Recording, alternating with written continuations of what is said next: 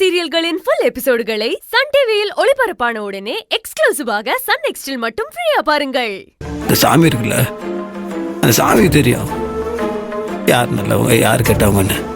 இந்த சாமிக்கு தெரியுதோ இல்லையோ, நான் இருக்கிறேன்ல, எனக்கு தெரியும் என் குட்டிமா பற்றி. இந்த அண்ணனை தாண்டி உனக்கு ஒரு பிரச்சனையும் வராது. நீ சந்தோஷமா வாழணும், மற்றல நான் பார்த்துக்கிறேன்.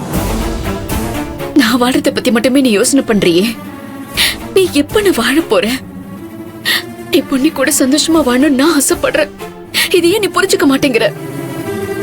நான் இந்த ஊரை விட்டு போனாலாவது நீ பொண்ணி கூட சந்தோஷமா வாழ்வேன்னு நினைச்சேன். அந்த நினைப்புல நீ இப்படி மண்ணள்ளி போட்டுட்டியே. இதை எப்படி சரி பண்றதுன்னு எனக்கு தெரியல. அம்மா தாயே, எனக்கு ஒரு வழியை சொல்ல.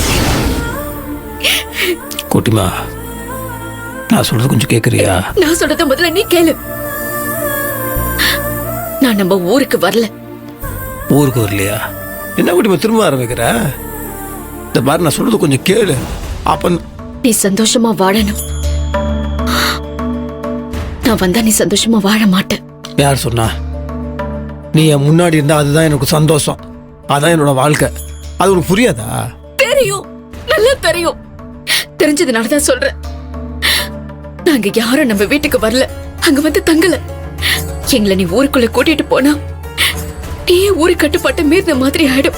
ஊரு பொல்லாப்பு நமக்கு எதுக்கு? நாங்க பக்கத்து ஊர்ல ஒரு தனியா வீடு படைக்கு பார்த்து தங்கிக்கிறோம். நீ பொண்ணி கூட சந்தோஷமா இரு. குட்டிமா, தயவுசெய்து நான் சொல்றத கேளு குட்டிமா. பொண்ணி பிரச்சனைனா அதை தூக்கி போடுது.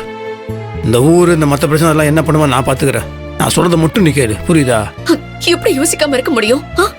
பொண்ணி உன் பொண்டாட்டி. பொண்ணி கூட நீ சந்தோஷமா வாழணும்னு உன் தங்கச்சியா நான் எப்படி யோசிக்காம இருக்க முடியும்? நீ மட்டும் யோசிச்சா பத்தாது, அவளும் ஆசைப்படணும், அப்பதான் வாழ முடியும்.